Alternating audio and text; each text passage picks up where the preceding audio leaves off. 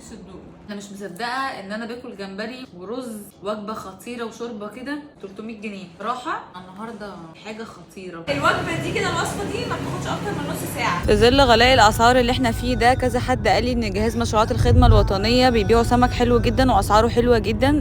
تقريبا هو تبع الجيش، فخلينا نشوف هو حلو ولا لا. الدنيا زحمه قوي هنا. فكر ياسمين عبد العزيز والله اول ما جه. والله العظيم الناس كلها بتقولي كده. ربنا يخليك، يا ريتني والله ابقى زيها. الله يخليك يا ست. ربنا يخليك والله. احلى واحده في الدنيا. ربنا يكرمك يا رب. ضمانتك ها؟ ان شاء الله. نهارنا ابيض. انا فل. لا الكبير ده مش عاجبني، هات الصغير.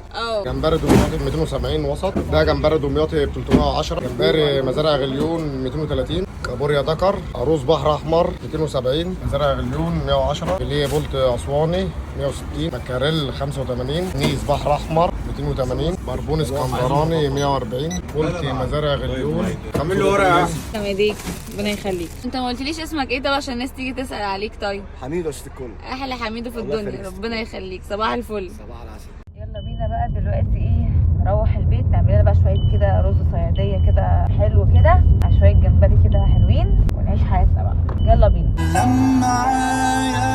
يا صديق. الواحد على ما اروح بقت المغرب، بس مش مشكله، نتعشى برضو بالرز والجمبري مفيش مشكله. عشان هو جمبري بلدي مش هغسله غير بميه بس، لو كان جمبري مجمد كنت هغسله بملح وليمون. وانا بطبخ بالشطه ليه؟ من كتر ما انا مستعجله على الاكل. اهم حاجه طول بقى ما احنا بنعمل اي حاجه ليها علاقه بالاسماك، اي حاجه تتوسخ لازم تمسحوها في لحظتها. ناخد بقى الملح، كمون، شطه برضه هتبقى خطيره. مش عارفه ايه النضاره اللي لابساها دي، مش عارفه. جعانه لكيلو رز هفرم 3 بصلات بس هعملهم على ايدي عشان يتبالوا اسرع. تقدروا طبعا ان انتوا تفرموا البصل في الكبه، بس هياخد معاكم وقت على النار لحد ما ياخد اللون البني بتاع الرز الصياديه، فعشان كده بقول لكم معلش تعبوا شويه في البصل بتاع الرز الصياديه واعملوه على ايديكم احسن. والطريقه سهله والله، يعني لو عندكم قرمه زي دي او الكاتنج بورد يعني تقدروا تعملوا عليها في ثانيه البصل، مش هياخد منكم وقت خالص. بس تاخدوا بالكم طبعا لو السكينه اللي بتستخدموها حاميه، عشان بعد الشر عليكم ما تتعوروش.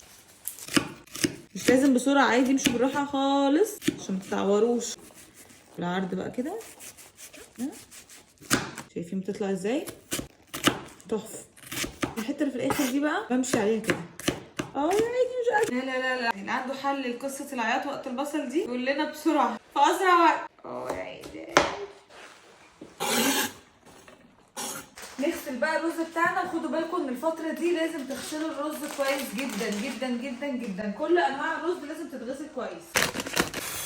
معلومه سريعه جدا ملهاش علاقه بالموضوع، ميه الرز دي كنز، ليها فوائد كتيره جدا. ادخلوا على جوجل اقروا عليها عشان فعلا هي كنز بالنسبه لنا. الرز اهو خلاص اتغسل وبقى فله، والميه بتاعتنا خلاص غليت اهي.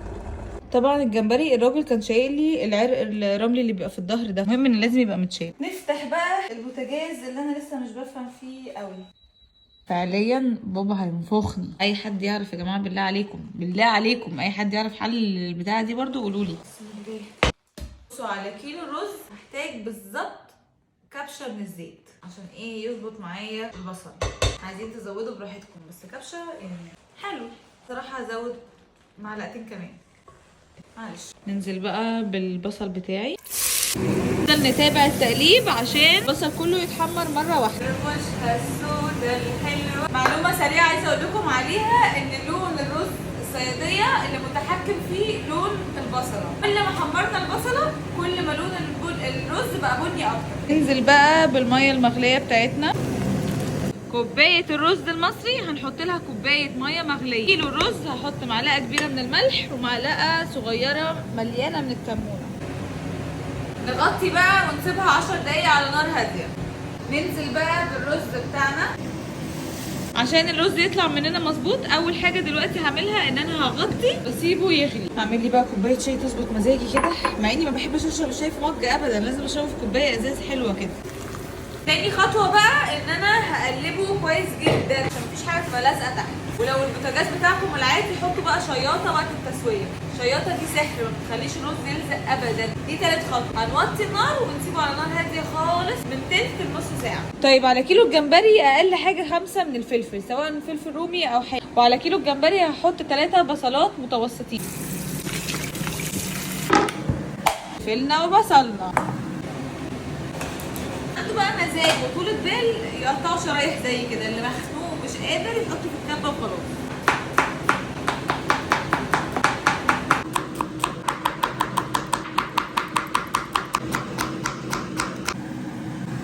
ندعكهم كويس قوي قوي قوي. بس والله خايفه على المطبخ، قاعده على الجروح حتى مفيش حاجه تقع. هنزل الجمبري بقى بتاعي، هنزل بقى الخضار بتاعي. بسم الله. زودوا الخضار عشان تكون وجبه مشبعه وفي نفس الوقت الطعم هيكون عالي عالي عالي. الشوربه بقى هتبقى رهيبه. شطه بقى يودوا الطعم في حته ثانيه. ولع انا مجرمه في الشطه. قلب بقى الكلام ده كده كله مع بعضه.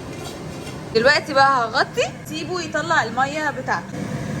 الرز خلص، انا عايزاكم بقى تشوفوا الحلاوه. تسلم ايديا وحياه عيني. ننزل بالميه المغليه. كميه قد ايه براحتكم. انا هحط كتير يعني هحط اللي هو يغطي الجمبري. هو على فكره مش بيتحط له ميه اصلا، انا بحط له ميه عشان بحب الشوربه كتير كده بالبصل والفلفل والشطه والكمون والملح كده. يا لهوي يا قلبي يا قلبي يا قلبي. بص بقى على الجمبري بتاعنا، بس هو 100% خلص. جمبري مش هياخد اكتر من 10 دقايق في السلق خالص. نفسي تشموا الريحه والله بجد نفسي. بس كده كده الجمبري بتاعنا خلص.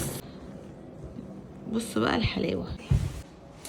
جاءت اللحظه الحاسمه، نغرف وناكل.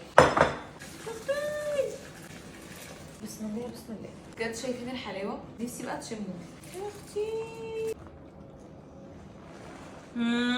جمبري على الرز كده. مضطره اسيبكم بقى دلوقتي عشان ايه اندمج بقى في الاكل. يلا باي باي. والله يا جماعه مالكوا عليا حلفان، انا اللي مشطبه المطبخ النهارده. لا لا لا ما تنكروش بجد ان ميوي النهارده اشطر ميوي. شايفين المطبخ بيبرق ازاي؟